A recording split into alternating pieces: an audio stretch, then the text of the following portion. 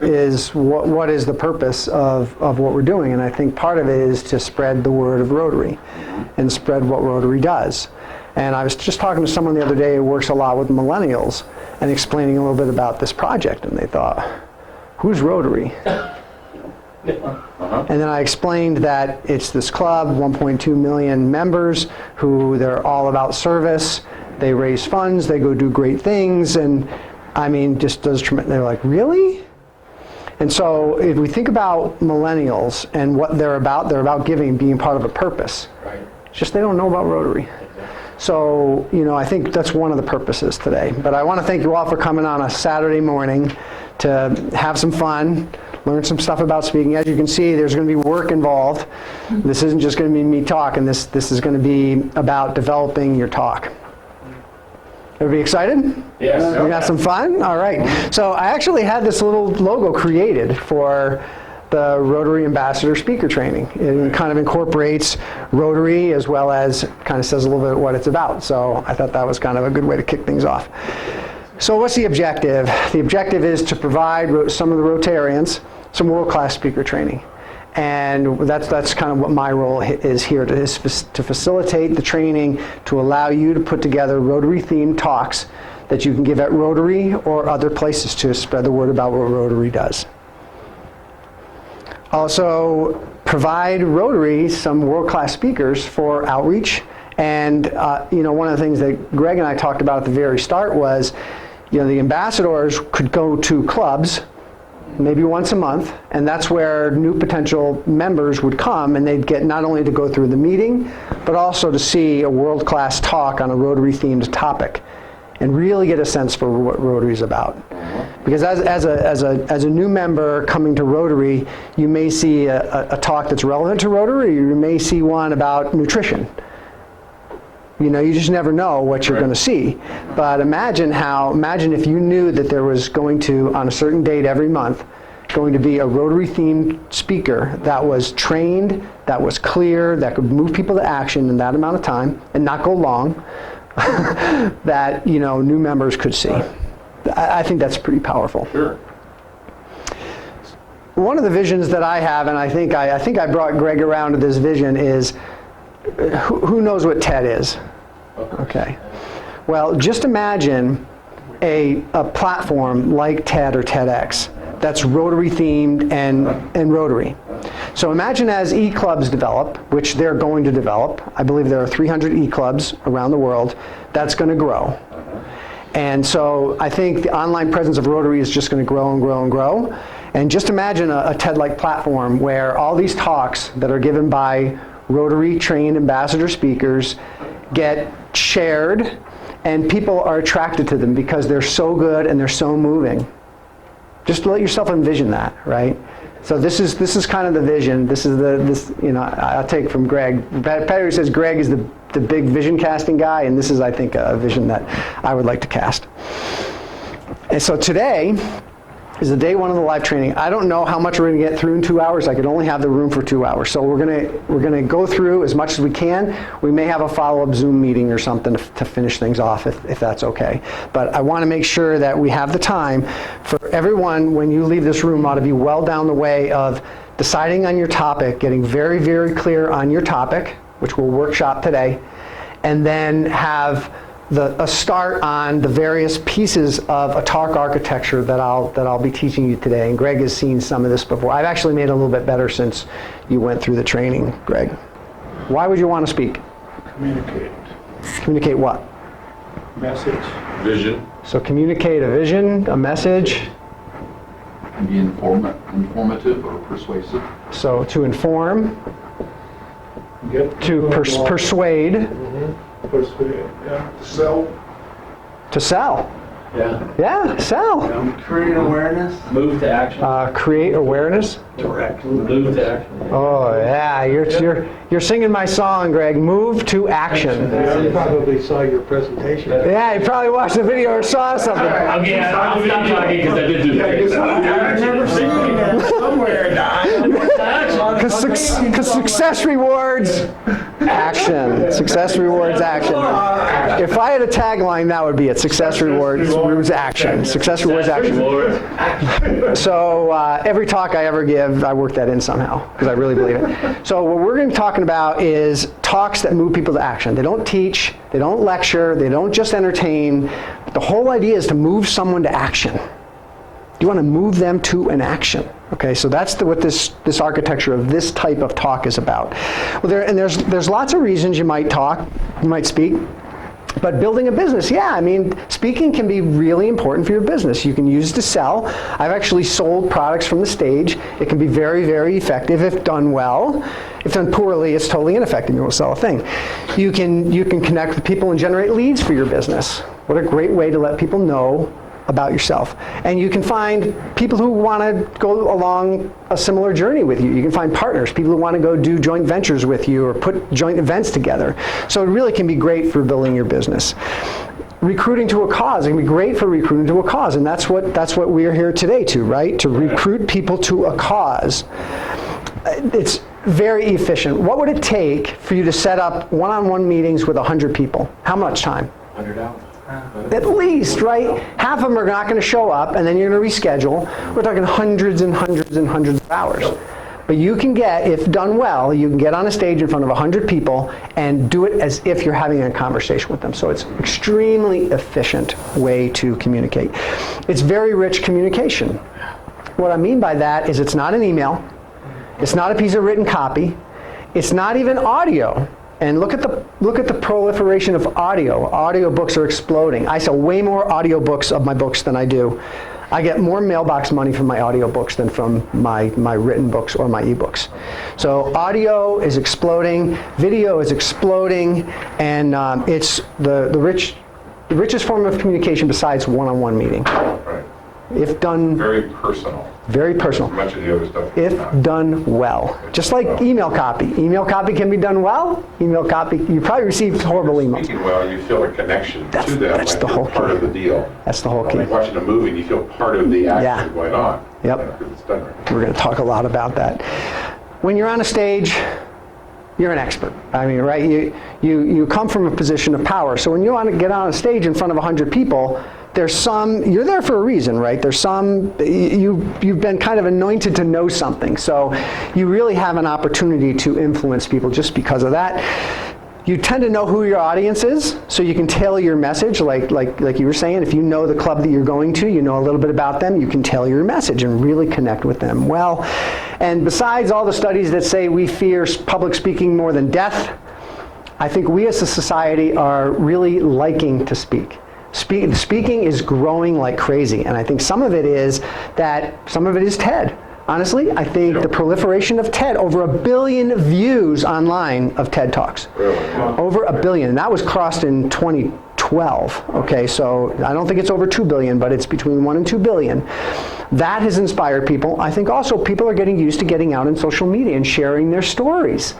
So I think that awareness is getting that whole thing about us fearing public speaking more than death. I think it's polarized. I think some people still fear it more than death, but many people are getting used to it. All right, any questions on why speak?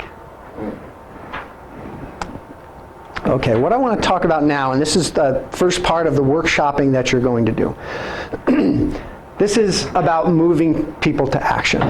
In order to move people to action, you've got to give them a value proposition. You've got to motivate them to move to action, okay? So the way you want to do that, you want to solve a problem for them. If you don't solve a problem for them, you're going to have a hard time moving people to any kind of an action, right? Does that make sense? Yeah. So to identify the people you can help, I've come up with this exercise. It's the intersection of, when you go through this exercise, you'll be able to determine who you can help. So who you can help is partly determined by the struggles. Where have you struggled?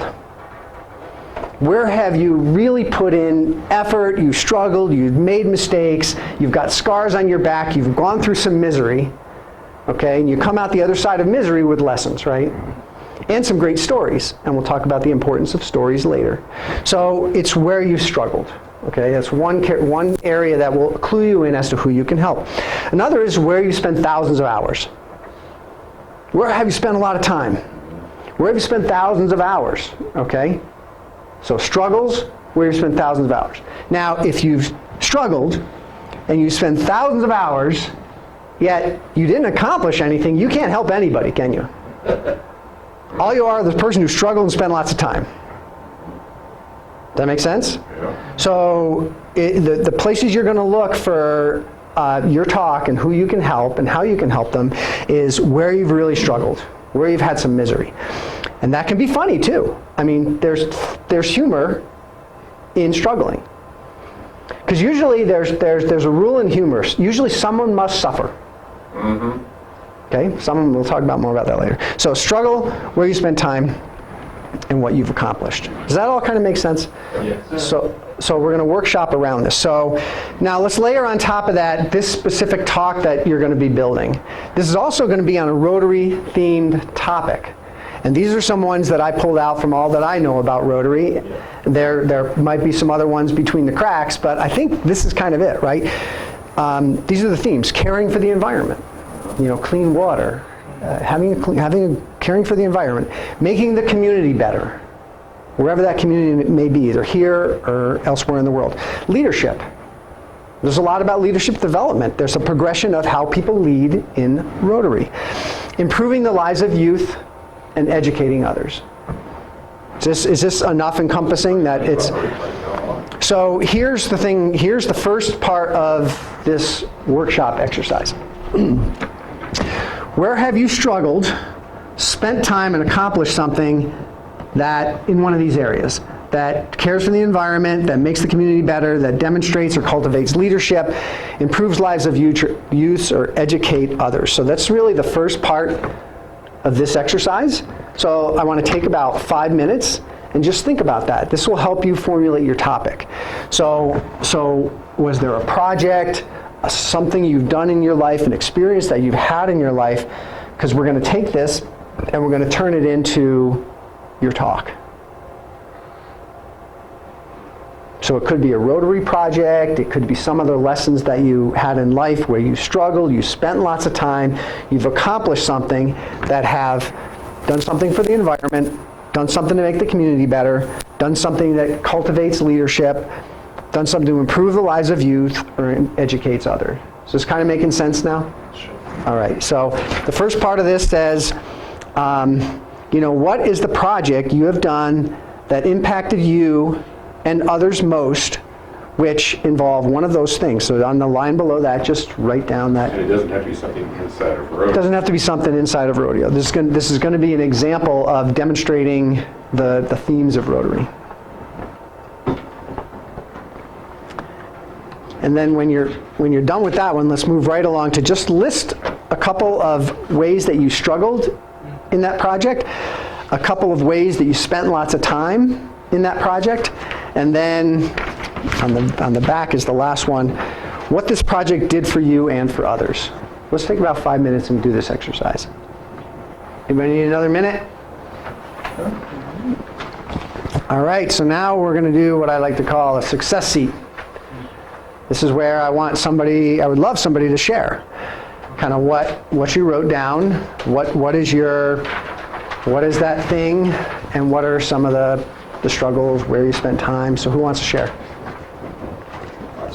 All right, you first. I'll get you. At this table. I'll get you next. You're next. Okay. No, I just, Can you stand up here? am I supposed to talk into this? Yeah, Okay. talk into the microphone. Yeah. For me, my greatest struggle has always been education. I failed the 10th grade and struggled mightily to graduate from high school, and it was like a photo finish at a horse race. And matter of fact, I always tell people I graduated in the top 95% of my class. So anyway, I basically struggled through college for 4 years and became a teacher, and found out that it was just as difficult to teach as it was to learn, and left the school in midday, almost yelling, ran down to the Army recruiter and joined the Army. So anyway, all of this eventually changed because I knew I couldn't go through life as ignorant as I was. And so I've since then earned 2 master's degrees and overcame my fear of school and education and learning and everything else. And that was my struggle. And that's how I overcame it. I put a lot of hours into it. Probably had to work a lot harder in graduate school than almost anybody in my class. But hard work pays off. So that's awesome. So what was, stay up here. So what was the accomplishment? What was Master's degrees. An embracing of education. an embracing of education, right? Of showing how people can overcome, struggles and through hard work achieve something really incredible in education. And you spent a lot of time, obviously. Obviously, it was really hard for you. So I think that all holds together. That story is beautiful. And I think that really demonstrates. Does that make sense? I think that was a great example. And is it Rotary themed? Oh, yeah. Well, yeah, right? Educating others, improving the lives of youths. Think about what our club does. We spend probably half our resources on D11 pathways and helping the youth of this city and literacy projects. We spend time on things like Dolly Parton Imagination Library. We have 20 children today who get a book every month because of our club. Every month, they're 5 and under, they get a book every month from the Dolly Parton Imagination Library. A large group went and presented ethics at Rotary. Wow. You've taken 5 students who were drifting a bit and now have career paths and are going to be productive members of the community. And that's all education, that's all in our Rotary Club. That's totally awesome. All right, let's give a hand. All right, you want to go too? Oh, Rich can go. Rich, yeah, sorry, Rich. Talk professionally. Steady on there, Do we have enough time with an hour and 15 minutes? All right, Rich, here we go. I will be fairly specific to the Pathways program because it re-energizes an experience I had. I became a teacher as well, and I did it only because the state of Illinois had a shortage, and they paid my way through college if I became a teacher for at least 2 years in the state. That 2 years turned into 16, and I realized by taking the path of administration that I took the wrong fork in the road, and instead asked my wife permission to have my first midlife crisis and start a business. And so I did, and that was 31 years ago, this month, in this building, Wow. that I actually met clients because I couldn't afford office space. So it was a struggle. I thought I had completely lost my mind, and for 2 years, the phone kept ringing from school districts saying, why don't you apply for this position? And I almost did on a couple of occasions, and my wife would say, this month was better than last month, and next month is going to be better than this month. How will you feel if you leave it now? And so she was my backbone. She was the one that convinced me, keep trying. My business is a success. We are very well known within the industry that we serve. We have a terrific brand name out there. If you are in the mapping business and don't know who we are, you've been living under a rock. I don't go to recruiting meetings, I go to engineering meetings. I go to the meetings where my clients go. Make presentations to those to give back to the industry. I do workshops and presentations at conferences to give back what they've given me. And so I have been a part of an emerging leaders process through that. What we're doing with Pathways is connecting young people with the community, with an adult that is not a teacher and not a parent, but a boss. and giving them the skills and the training to be able to enter the employment market after high school graduation. And that really makes me feel terrific when that happens. Awesome. So what is the accomplishment? What is the theme? He had a vision and stuck with the business and built it because that was his passion. I see a couple opportunities in here, right? Yeah. One would be maybe that you're a successful entrepreneur. That could be one. Yeah. I heard another one in there about pathways. So I heard another one in there, a little bit about education, but I think that was minor. So I actually heard 3 themes in there. Yeah. So I think the thing is, I need you to pick one. So for today, the purpose of your talk, in the 20-minute talk, it's got to be one. So which do you want to do? You want to do pathways? I am my own pathway student.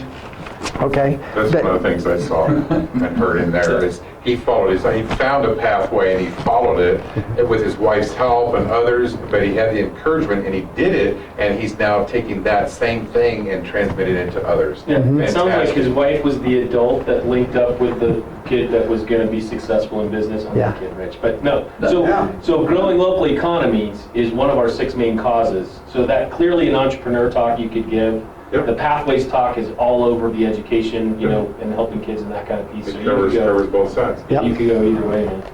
And I would encourage you to have multiple talks. I probably have about 7 different talks that I give. But for the purpose of today, what I'd like for the rest of the exercise is pick one.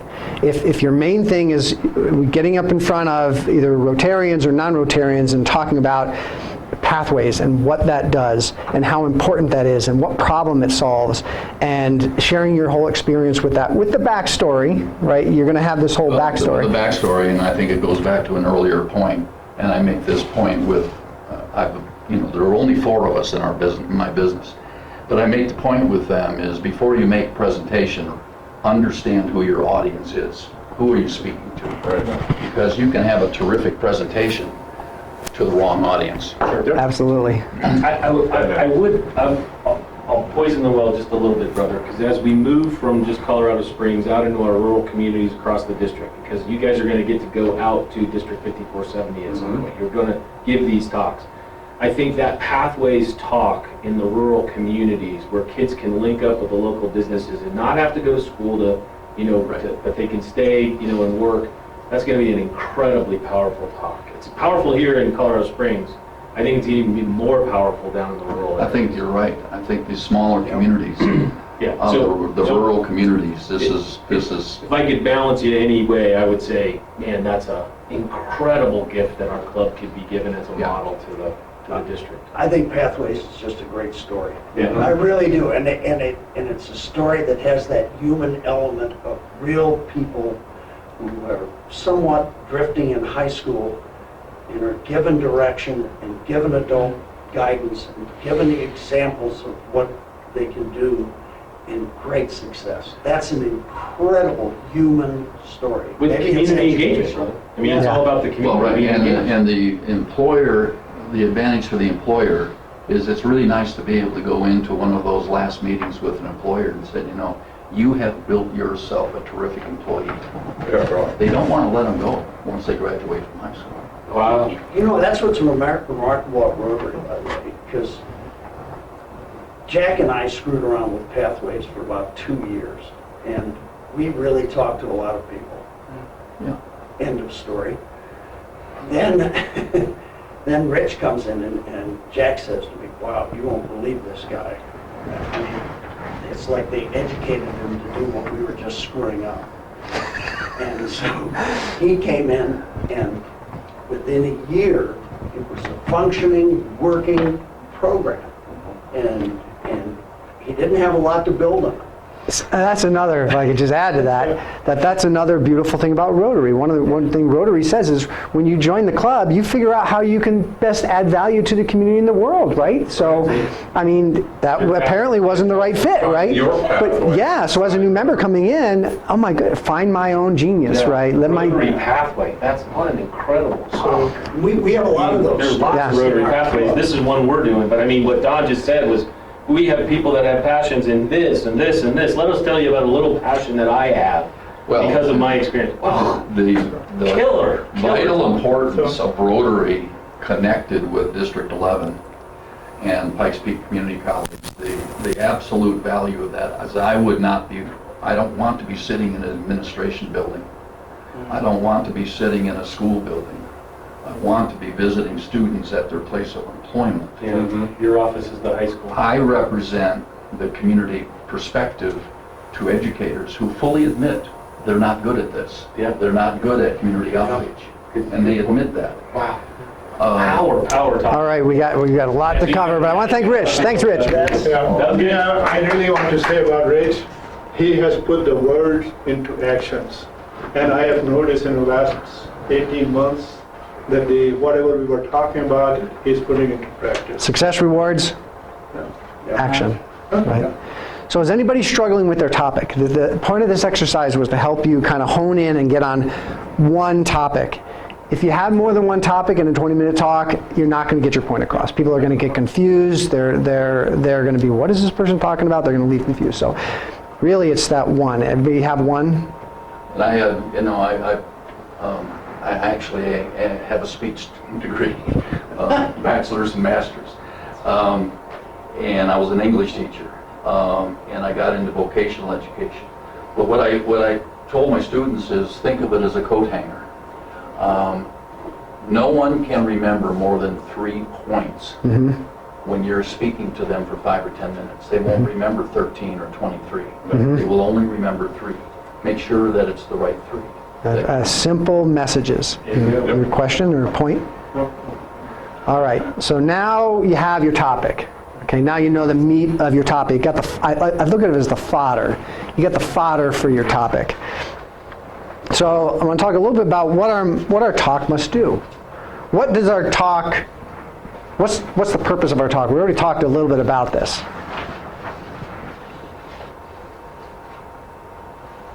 Sort What's of the purpose? qualify the sale. In other words, you're seeing if there are people out there that want to become Rotarians or mining for sales.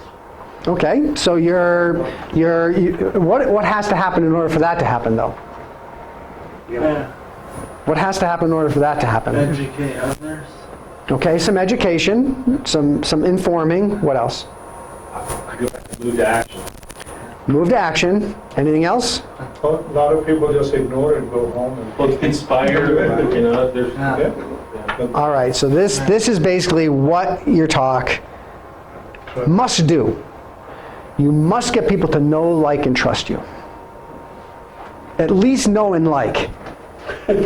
Right? Trust is hard in 20 minutes. But they have to set them up so that they'll trust you that if they take some action, that it's going to benefit them. Yeah. Okay, and we'll talk about a call to action later. Hopefully we'll get this today. You've got to show value. You're going to show value to somebody. Always lead by showing value. You give, you give information, you help them understand things, you inform. Then you got to have a call to action. It actually drives me nuts to go to a talk, and at the end I'm like, what am I supposed to do? What am I supposed to, I don't know what to do. I want to do something. I like what this person's about, but I don't know what to do. So you got to have a call to action that's very, very specific, and we'll talk about that even more. But this is what your talk must do. And this is the outline of a talk that I've learned and polished over a decade, and that it's based upon the psychology of human nature, a little bit about neuro-linguistic programming, but really this is the outline of a talk that I've won awards with, and I'm almost always the best speaker, almost anywhere where I speak. Even if I give a 10-minute talk where other people are giving keynotes. And you're humble, too. Okay? Very. And I'm humble too. Street cred, Rich. Only Rotarian. But it's because of this. It's not because I'm a great speaker. It's because I've learned from people like Les Brown, from people like Peter Anthony Wynn, from people like James Dentley. This is how it goes. So first thing you need to do in a short talk. Okay, so the short talk is less than 30 minutes, and almost always that's the kind of talk you're going to be giving. You're not giving a keynote address, which can be an hour to an hour and a half. This changes a little bit. So the first thing you got to do is grab people's attention. Studies show you have 7 seconds to get people's attention. So if I get up and the first thing I do is go, how's everybody doing today? Lunch is good, everybody, okay, half the people in the room are checked out. They're thinking about, how can I get the phone out of my pocket, right? How can I slink this phone out of my pocket and check it? They're thinking about, what are they going to eat for dinner? They're thinking about, who do they have to pick up after the meeting? They're thinking about all kinds of stuff. So you have to grab attention. And the way you do that is you cause shock or curiosity. Okay, so I want to open with some sort of a shocking statement. Like if I was talking about eradicating poverty, I might say something like, this would be a potential opening if my topic is poverty, that in 2013, 30% of the world was living in severe poverty. That's living on less than $1.92 a day. Today we're below 10%. I gotcha. Right? So it's something that's, now you're curious, or you might be shocked. I've had people open a talk with, I was dead once. How'd that for an opener? I was dead once. Pretty shocking. Right? So, literally. Shocking, literally. Yeah, it could be. So you want to open with something that's shocking, that gets people's attention, that makes them lean forward, doesn't get them thinking about whether they have to go to the bathroom or whether they want a donut or a Cheeto or something, right? So this is how... Dead one. Well, I'll use that. Yeah, I was dead once. I mean, the guy actually was dead. Oh, I know. Yeah, he actually died and he was back. So that was pretty. Okay, the next, we're going to go through each one of these and workshop as much as we can of these today. So the first thing you do is grab attention. You got 7 seconds. The next thing you do is you introduce the problem or opportunity. Because you're solving some kind of a problem, right? You put time and effort and struggled and accomplished something because you want to solve a problem for the audience or introduce an opportunity. People want to know what's in it for them. I work with a lot of speakers, as you can imagine. And what I hear from a lot of speakers, especially like people who join Speakers Pathway, they say, I got a great story. I got a great story. Les Brown was blunt with me. Les Brown is incredibly blunt. He says, people don't care about your story. People don't care about your story. What do they want? What's in it for them? What's in it for them? How does your story benefit them? That's what they care about. And so if you get up and you just do nothing but tell your story, people are going to be thinking about the donut, the bathroom, everything else. Their eyes are going to roll back in their head. So you have to show them that this is their problem. So here's some things, and we're going to workshop on this. So you'll notice it's actually the next part. You don't have to fill it out yet, but I'm going to give you time to do this. But define the problem. What is the impact of the world on this problem? Obviously, 30% of the population living in severe poverty is a problem. Okay, what's the impact on the world? They're suffering. It drains the medical resources in the world.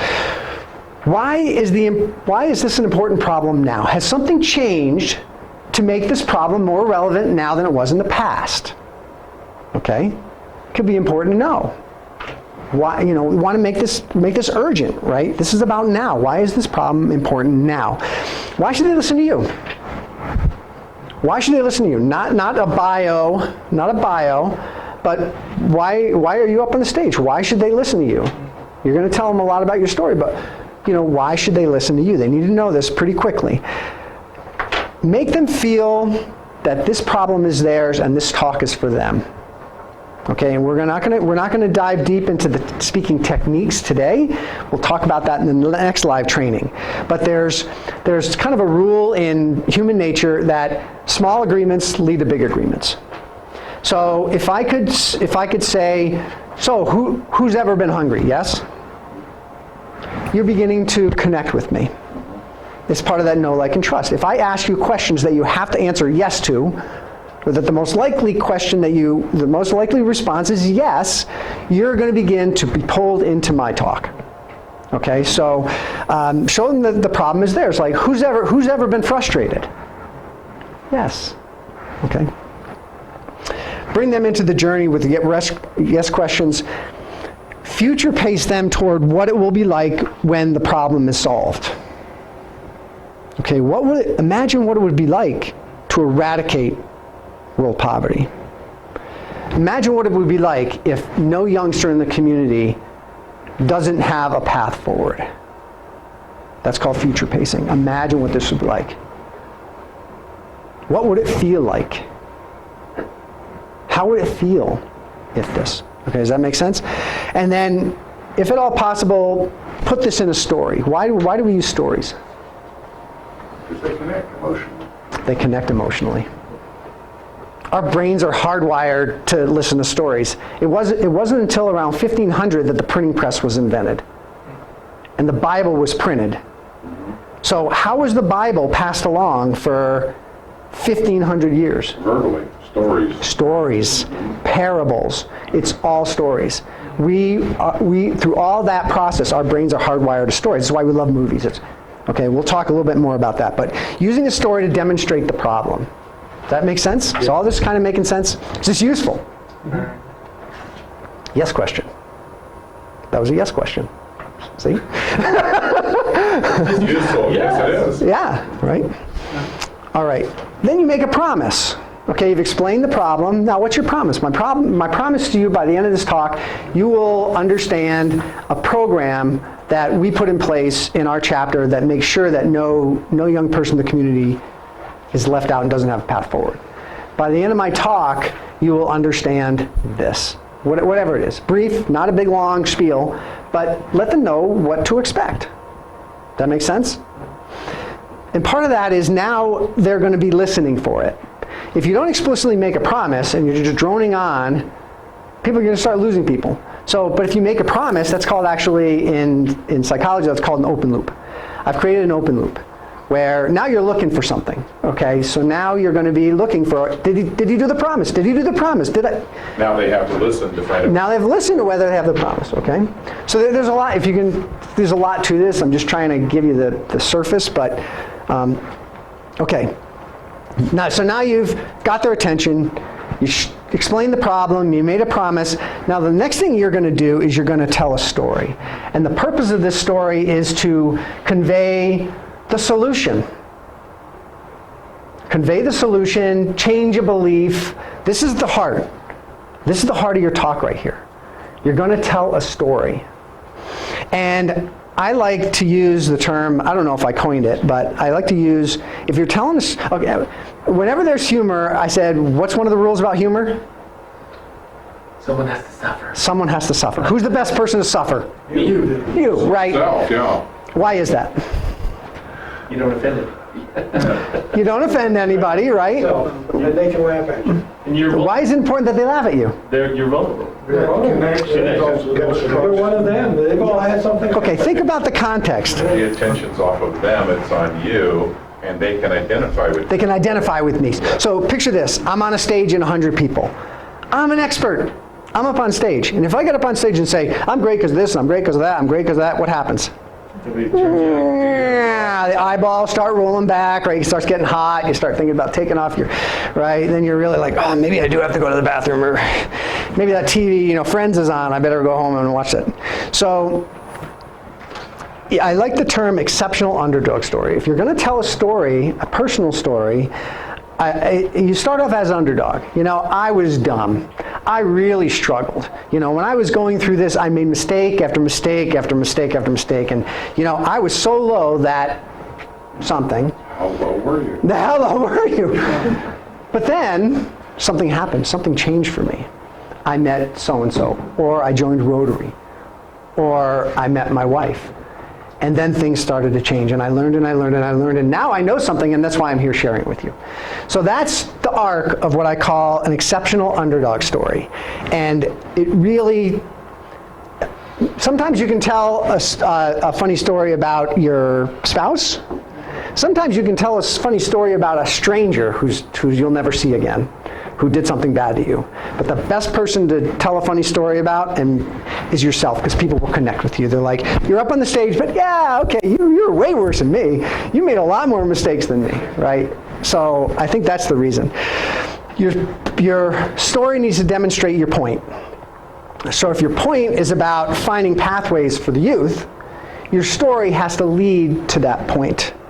Les Brown taught me, never make a point without a story. Never tell a story without a point. Okay, and then using humor is extremely powerful. The top TED Talk of all time with over 52 million views has more laughs per minute than the funniest Seinfeld episode. Sir Walter Robson, go watch it. It's hilarious. It's hilarious, right? And so I always say, unless you have a topic that's really serious, where humor might be distasteful, and I've yet to find one, actually, that I've worked with. Because there's usually, if you can put a funny spin, I have somebody that I work with who, she suffered from cancer, her daughter suffered from cancer, her mother suffered from cancer, and so she started an association to bring people together to make sure they never walk their cancer journey alone. Pretty serious topic. Does she use humor in her talk? Absolutely. Absolutely she uses humor in her talk. We like to laugh. We like people who make us laugh. So wherever possible, using humor and just using emotion in general. And that's part of why we tell stories. Does that make sense? All right. Then you make your point. Okay, so here's the story. The point of that story, when I give my signature talk, I end on, I went on to run the mile in 4 minutes and 14 seconds and something. I say, I tell that story not to impress you, but to make a point. And this is an important point, so write this down. Okay, success rewards action is actually the point. Now, see, you're moving. See, you're actually listening to me. So, but that's it. So, very, very simply, the point of the story is this. Okay, and if you want extra credit when you make your point, if you then have a quote that corresponds to it and close it with a quote, like it was Henry Ford who said, "Whether you think you're right, whether you think you're wrong, and you think you're right." You're right. Or whether you think you can or you think you can't, you're right. So you see how those quotes are like little urban legends. And this is the reason that every book chapter starts with what? A quote. There's a reason for that. We love quotes. We can remember quotes. And so when you state a quote and I recognize it, I'm into the story again.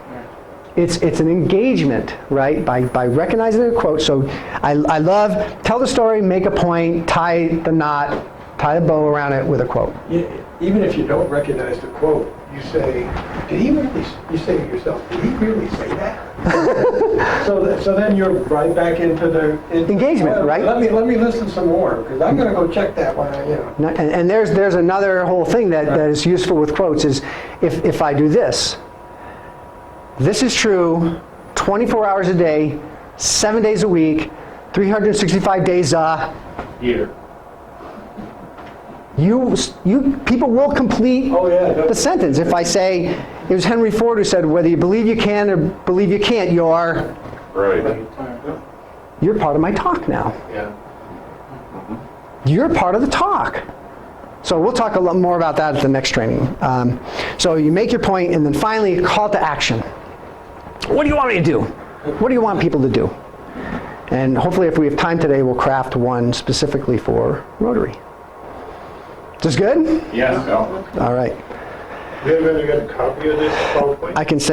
I'll send you a PDF of this. Absolutely. Absolutely. For $29.95. For $29.95. But wait, there's more. We'll give you 2 copies. We'll give you 2 copies. You guys are wrong, I think you're But honestly, all of you people are Saturday Night Live people. but honestly, there's a reason that's still done today. It's based upon the theory of influence. And if you ever want to read a good book about influence, it's called Influence. He actually talks about the psychology of the law of reciprocity. Influence. The law of reciprocity. There's things that, this is just human nature, Okay, let's talk about grabbing attention. So we talked a little bit more about this. I'll go through this kind of quick. A shocking statistic, sometimes stating a shocking statistic like I did, is a way to get people's attention. Could be a shocking fact. By the year 2022, there will be flying autonomous taxis in the city of Los Angeles. Might be a controversial statement. Or it might be a statement about yourself. One of my talks, I walk out on stage, obviously look at me. I walk out on stage and say, I'm one of the top rock climbers in the country.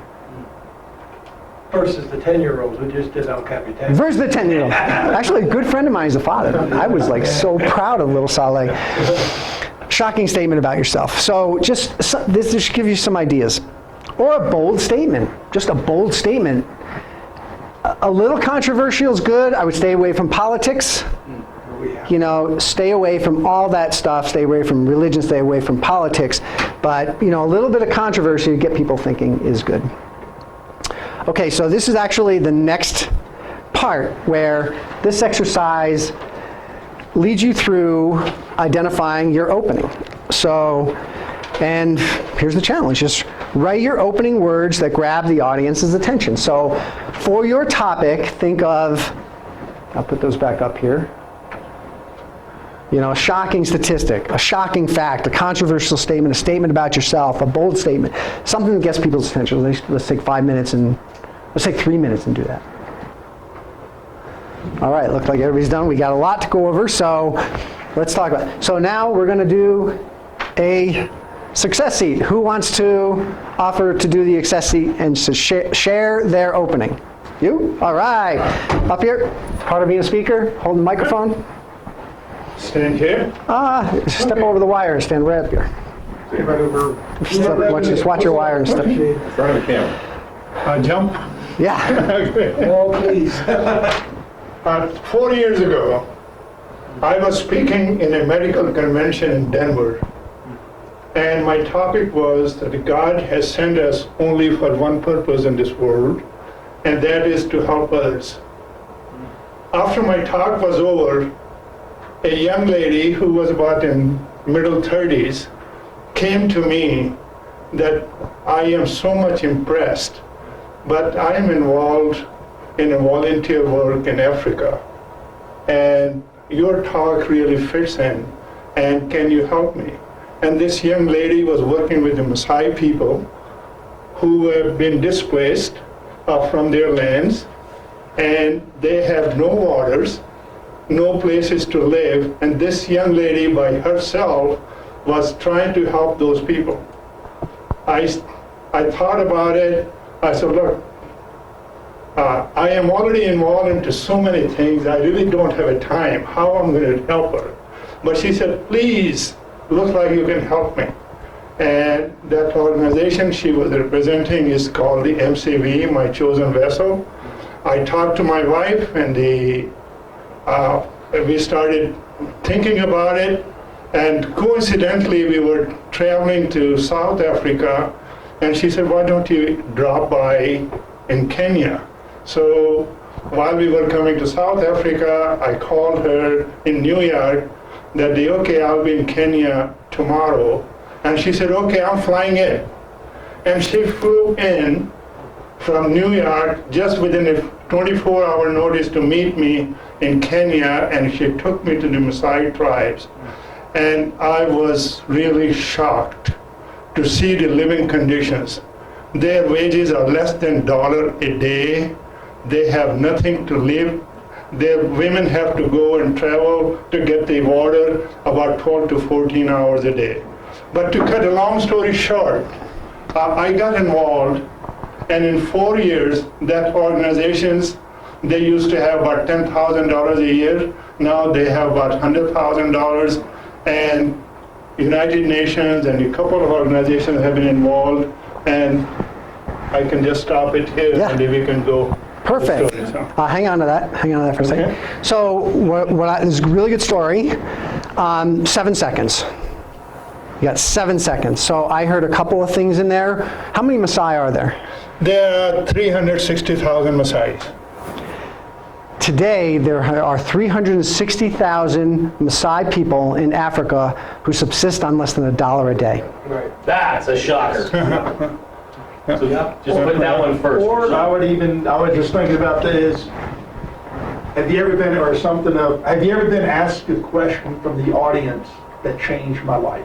Yeah, exactly. Yep, there's another one in there. Have you ever had someone ask you a question that changed your life? That's a great shocker. Yeah. That's a bold statement. Yeah. Have you ever hopped on an airplane with 24 hours notice voluntarily to go and be among poverty? So I think there's a lot of richness in there. Yeah, and the biggest thing is that a lot of people go for safaris and they spend $10,000 or $20,000. How many of you have been to safari? And any one of you have been to? Okay. They spend $10,000 to $20,000 a person, and none of that cent or money goes to the Maasai themselves. And this is the project I am working on, that some of the money, the Maasai could be trained into the hospitality industry, into safari industries, so they could be employed, and that's what I am working on. Working a professional training. Instead of giving them a fish, I want to teach them how to catch the fish. I guess another one is, who's ever been on a safari? Yeah. Who's ever spent a load of money on a safari? Turks and Caicos, all inclusive.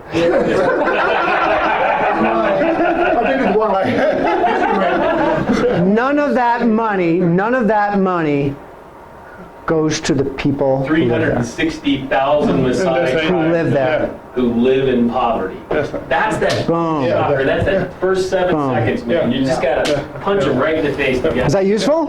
Yeah. Awesome. All right.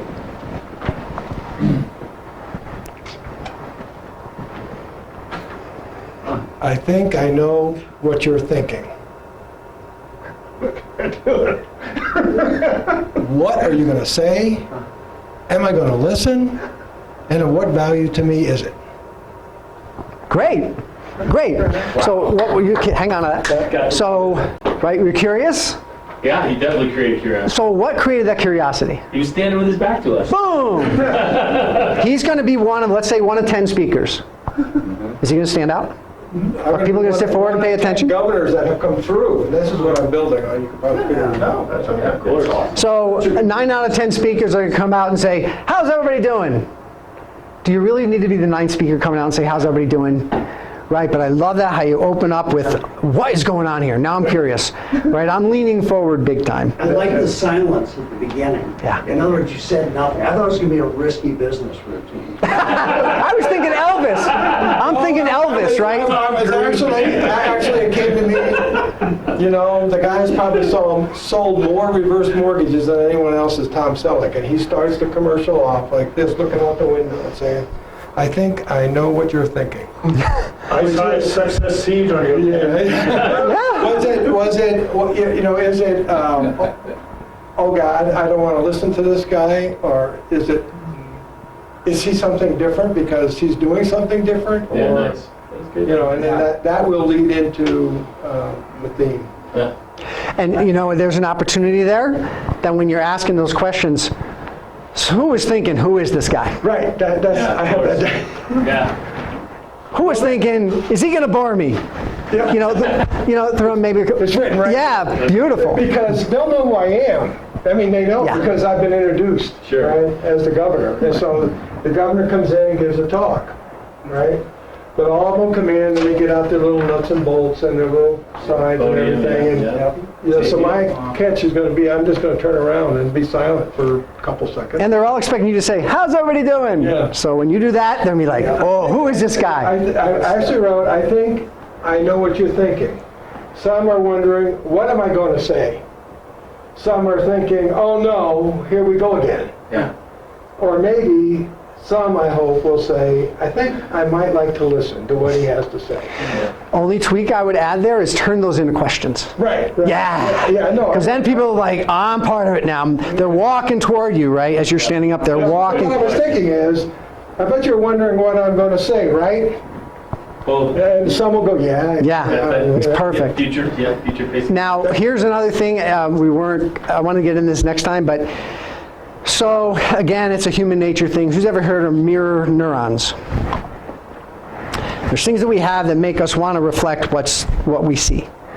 And so if I want, it's one thing for people to nod their head yes, another thing for them to actually say yes, and another thing for them to say yes and raise their hand up. Yeah.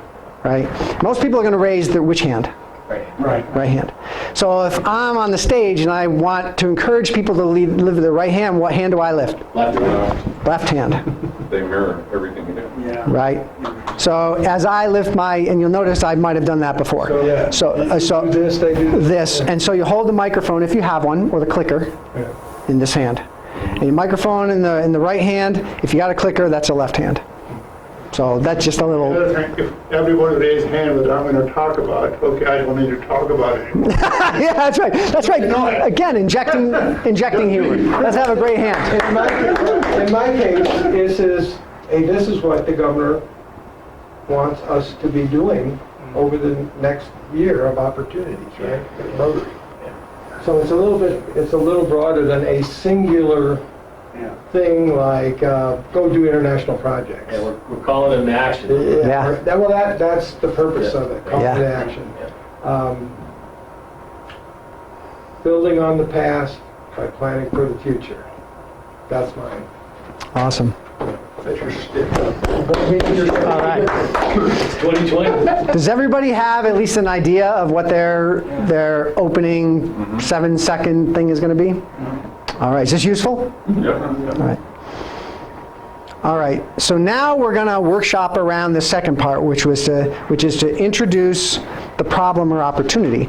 And there's a number of questions in your worksheet that help you, basically some of these questions and maybe some slightly different ones. All right, let's see. So first question, what is the problem you are solving with your project? What is it? What is the problem that you're solving? Why should they listen to you? Very brief, not a tome about your whole background, but why should they listen to you? What makes you uniquely qualified to talk about this? And probably related to your accomplishment, what you've accomplished. How did you discover the problem? Why might I want to talk about how I discovered the problem? Could you repeat that? Why might I want to bring in how I discovered the problem? It might have been one of your struggles. One of the struggles, and it's a story. It's a personal story, and there's probably a great opportunity to be the exceptional underdog. Painful to you, so they're going to likely identify with it. Yeah, when I first heard this, I had no clue that this was a big problem. Or I was actually suffering that myself, or some of my family was struggling with this. So it's fodder, right? That question is fodder for your talk, fodder for a personal story. What is the impact on the world of not solving the problem? What if this persists? People are going to die. What if? Yeah. What if this persists? What is the problem with this? Why is this problem important? And it's extra credit if you can say why now. Because technology has changed, people have never been more disengaged in the history of humankind. Yep. True. You know, what is changed in the world that makes this problem, that they should pay attention to this problem now where last year maybe they might not, okay? And then finally, what story can you tell that demonstrates the magnitude and importance of this problem? So let's workshop this for about 5 minutes. All right, looks like most of us are done, which is good because I really want to get through all of this so you'll be well armed for the homework. Yes? What? There's going to be homework. Remember, Don, his phobia is education. Tons of When homework. he hears homework, he reverts back to his old 10th grade. Actually, I've consulted with the school district, and they helped me to craft the homework. They're going to model it after the homework of a 7th grader. So you know there's no way you'll complete it.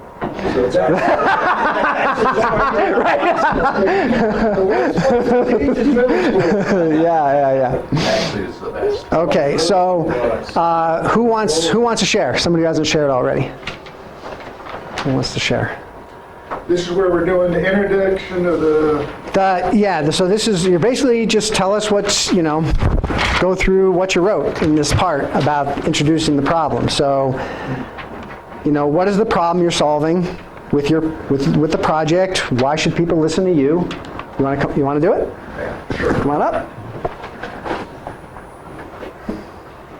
Because it's all right.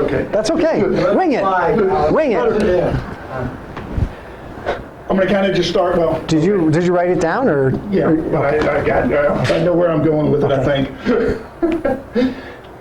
Have you ever tried to herd cats? Oh, yeah.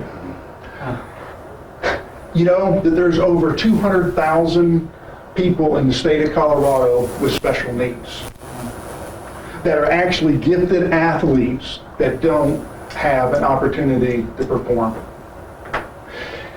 kind of how I got into helping out with Special Olympics here in Colorado.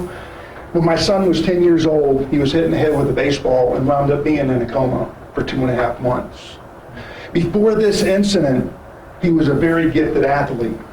He played football, baseball, basketball, any sport, and he excelled.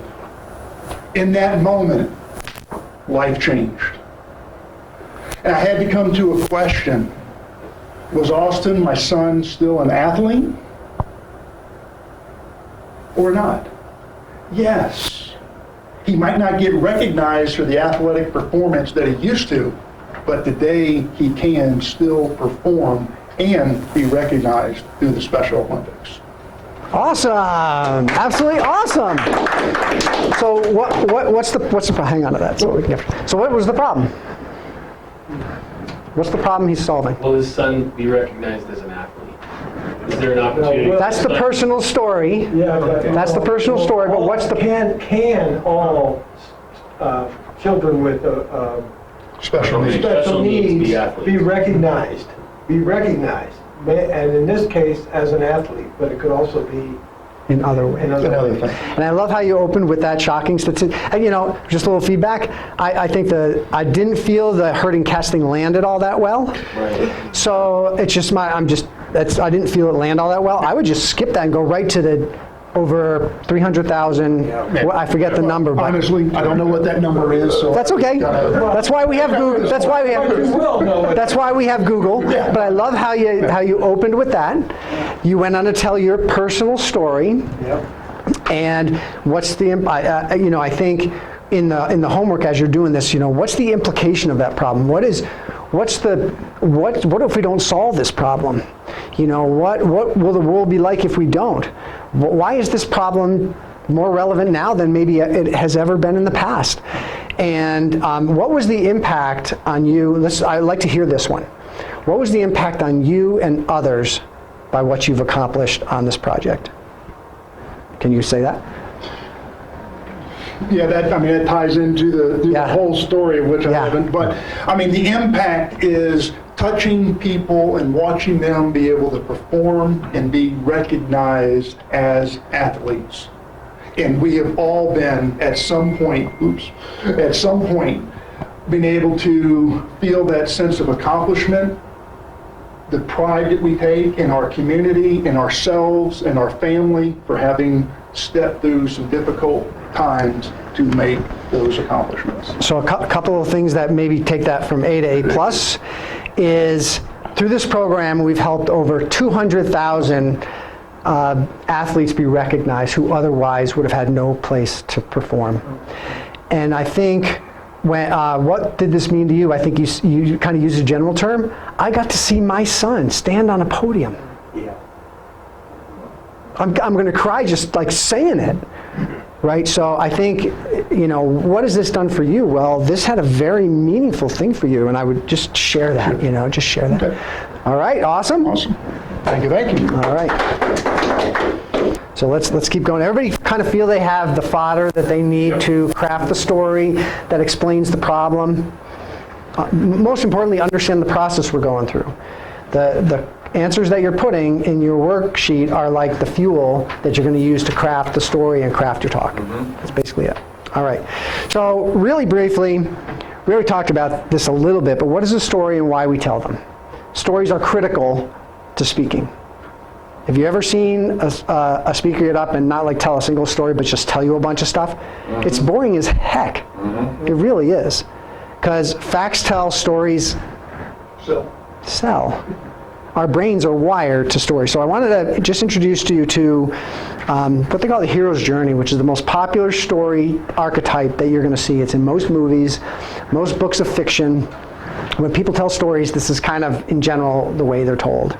So there are how things were before for the hero. And in general, there's a hero, and they're going on a journey. Something's going to happen with the hero. So there was a way things before. Once upon a time.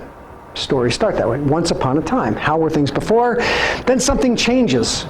Something changes in the world for the hero. The hero has an epiphany, they're challenged, they break their leg, whatever it is. So something challenged, and the hero wants something. Now they're like taken out of normalcy and they want something. Right? They want something to change, they want to fix a problem, they want something. Then they struggle. Wizard of Oz. Was there a struggle? Die Hard. Was there a struggle? The hero goes on this journey and there's always a struggle. Sometimes there's an all is lost moment. Not always. But sometimes there's an all is lost moment. The Aaron Ralston story where he saws off his arm. There's an all is lost moment in there, right? So undergoes a struggle. The hero often finds a guide. And that guide can be extraterrestrial, it could be an awakening, it could be someone else who teaches them something. They often find a guide. Who did Dorothy find in The Wizard of Oz? Scarecrow.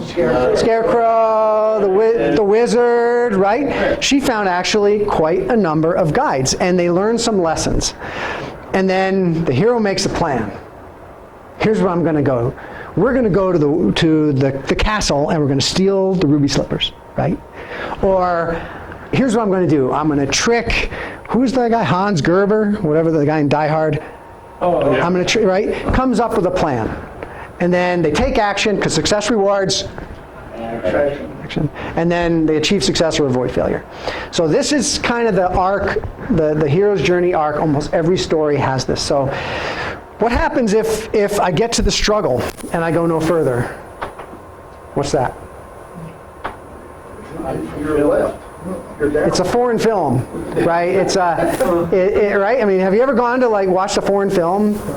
I mean, European films are kind of like that. You go, oh, the guy dies, he's at the bottom of the ocean. You're like, wait a minute, that's... It's really the backstory up to that point. Yeah, it's the backstory, but tragedies end here. Yeah. This is a tragedy, and we here in the U.S. don't like tragedies that much. We want... They all lived happily ever After. All right. But those are the landmines you see them. So So in your story, it's critical to elicit emotion. We talked about humor. People love humor. The more you can use humor, the better. Who must suffer usually? the hero. The hero, usually you. Usually you must suffer regardless of who the hero is, because the hero in your story might be a youth that you worked with that went from someplace really not so good, really struggled. They found a guide, maybe the Pathways program, right? But usually you must suffer. Using humor, compassion, empathy, anger, sadness, and we'll talk about this next time, how to effectively do that when you tell your story. There's ways to tell a story to bring that person to the moment in time they actually can feel that. And so we'll cover that next time. But in general, you're going to explain the problem. Great if you can tell a story. When you go to the solution, you have to tell a story. You must tell a story. Does that make sense? And so when you check your story, it should go through this arc. Oops. Okay, so now we're going to go on to the part where we're going to workshop around telling the story or the solution. So in your guide that says your talk body, and here the questions are, so what's your point? You know, what's the point you want to make of your talk? What's the solution? What's the point? And then what has this project meant for you and the other people who benefit from it? What one story demonstrates how this project has had an impact on you? What story demonstrates the impact this project has had on you? What one story demonstrates what this project has meant to others? And then what quote can be used to tie a bow around your story and point? So let's take a few minutes, workshop around this. All right, I'm going to move kind of quick because we are so close to being finished in this 2 hours, and I'd really like to short this up. Is that okay? Yeah, 10 minutes. I think we can do it in 10 minutes. So we're going to skip this success seat in the interest of we're so close. I just think we can wrap all this up. Is that okay? Yeah. All right. So call to action.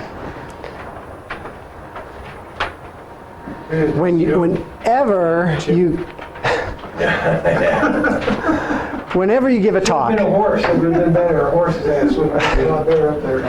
Taking 1 minute. Whether it be this talk or any other talk, I always begin with, what do I want? Like, what is the end in mind? And the end in mind is always, if you want it, for me, when I speak, I almost always speak, except if I'm doing a workshop and teaching, I speak to move people to action. I want to move them to action in some way, shape, or form, okay? So begin with the end in mind. So let's talk about the call to action. So here's some possible calls to action you can use in a talk. If you're an author and you give a talk, you can say, well, come join me at the booth in the lobby, and for the first 10 people who come talk to me, I'll give you a signed copy of my book, My Gift, okay? So it's call to action. Okay, text message or opt-in for a gift. Have you ever seen anybody do this? Oh, yeah. You know, text message and whatever, and they'll give you a gift, right?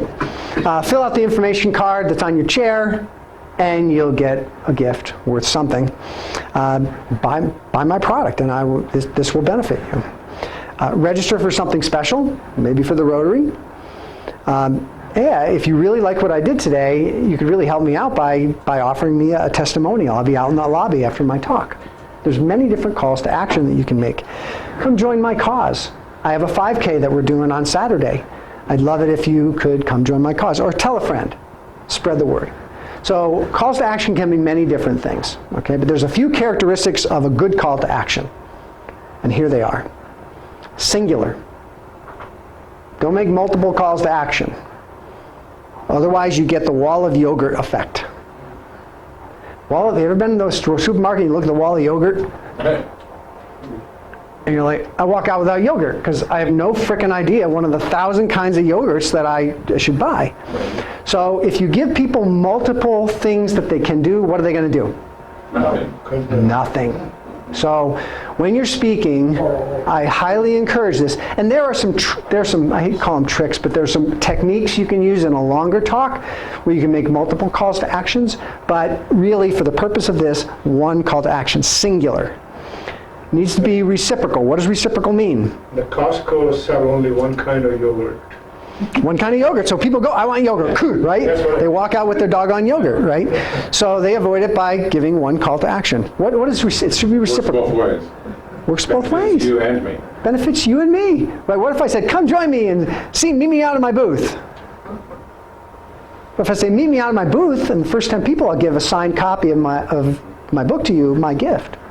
That's reciprocal, right? It needs to be reciprocal. It needs to be compelling. Have you ever opted into something, like on the internet, giving your name and email for something really valuable, and what you get back is a PDF with 7 bullet points on it? Mm-hmm. What happens to the first email that comes to you after that? Delete. Unsubscribe, Mm-hmm. right? So it has to be compelling. It's got to be like a book or something of real value that's greater than the value you're asking for. It's got to be greater than the value you're asking for. Give somebody a signed copy of your book for them to come and just say, hi, how you doing? You know, I really like what you did. That to me is a good value, right? If I'd like to talk.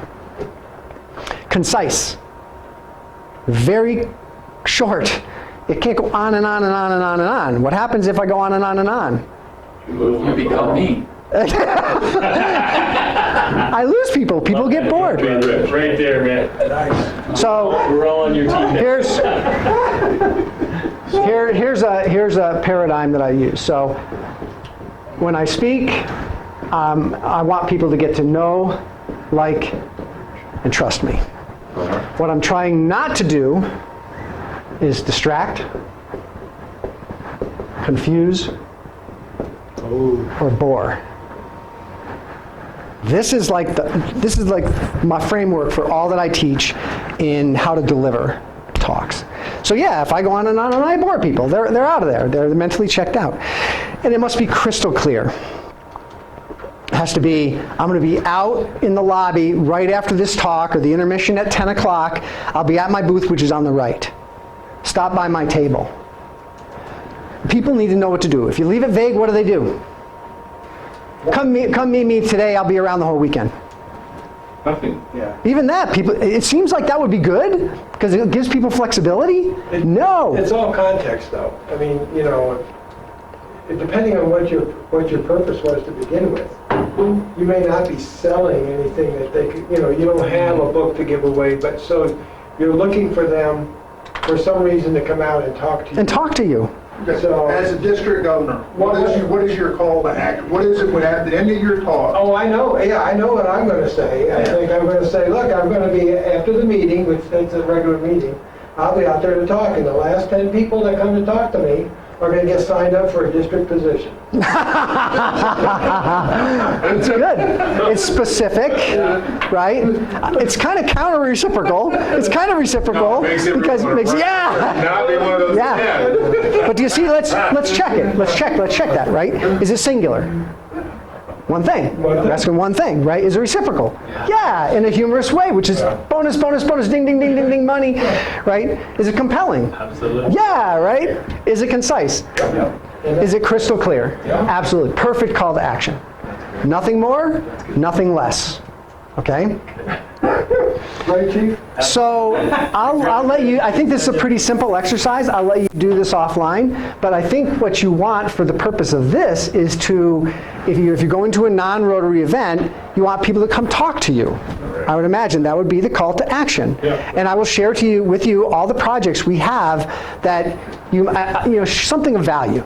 It's not come join, I'll put you to work. No one's going to come see you. But you got to think about who you're in front, know your audience. What would they find valuable? What would they find value that saves them pain, that makes them feel good, that saves them money, that saves them time, that makes them feel good, gives an opportunity that they don't currently have. Okay, so I'll let you do this one offline. I think it's pretty darn simple. Okay, we're getting ready for the homework. There's lots of schools of thought on this, but I believe in scripts. I believe in writing a script for a talk. I was taught by James Dentley. I was taught by Peter Anthony Wynn. I was taught by Les Brown. It's like not having a strategy going into battle. You'll never be word for word, but the flow of ideas and the powerful language that you're going to put in your script is what's really important. So I know people have a script I don't want to write. Okay, but if you really want to be a professional speaker and you want to do a great job and finish in 20 minutes, you must write a script. So your homework is to write your script. So here's how. You follow the outline. It's pretty simple. Opening. You basically use the information that you have in your worksheet guide and follow that outline. Describe the problem. The index card. If you want to write it on index cards, that's great. I even have a ninja trick for those of you who don't like to write. If you use Gmail, you use Google, and you go into the Chrome, you open up a Google document. There's a tool under there called typing, voice typing. You can speak into your microphone and it will type it out for you. So you can tell your story and it'll transcribe it into a Google Doc, and then you can cut and paste that into a document if you really don't like to write. I love to write. So shoot for 2,500 words. That's a 20-minute talk. I use a guideline of 130 spoken words per minute. 130 spoken words per minute. That gets to around 20 minutes, which is, I think, the sweet spot for a Rotary-themed topic at Rotary and also in a lot of other. Yeah. Now, plus or minus a few minutes. I wouldn't say I need to get to 20 minutes. I'd say, how long is it going to take me to go through all the elements of my story and not exceed 20 minutes? Right. That's the mindset I would have. Does that make sense? Yep. Okay, write each section. So what's the problem? What's the solution? What's my promise? Just write each one of those out. Write it out, put them together, and then just start editing. And look for transitions, right? Here's the problem. So here's my promise. Now I'm going to share with you kind of my personal journey with this problem. Insert transition sentences, really simple. And then refine the language using powerful emotional words and phrases. So I gave you those two scripts as examples. Those are people I coached at a TEDx event in Cocoa Beach, and they are the result of hours and hours and hours of work on their script. So, and I highlighted in there some powerful words and phrases. I highlighted in there some notes of what the different language they were using in the talk, what its purpose was, and why it worked. Okay, so if you're wondering what does a powerful word and phrase mean, go through those scripts and I think you'll start to understand those things. Because that's what you're really going to say is success rewards action. That's going to be a powerful, if I do nothing else in my talk, word for word, it's going to be those powerful phrases. Does that make sense? Yeah. So use those as a guide. Refine the language to bring out humor. Look for opportunities in your stories for humor. Poke fun at yourself a little bit. And then send it to me via email. Send me your script. Could be a Google Doc, could be a Word document, whatever, and I'll go through it, and I will do just like I did with these guys. I'll look for that powerful language. I'll look for opportunities for humor. I'll probably end up rearranging some things. I'll help you clean up your call to action, and that will be the what you talk about, not how you deliver, but kind of what you talk about.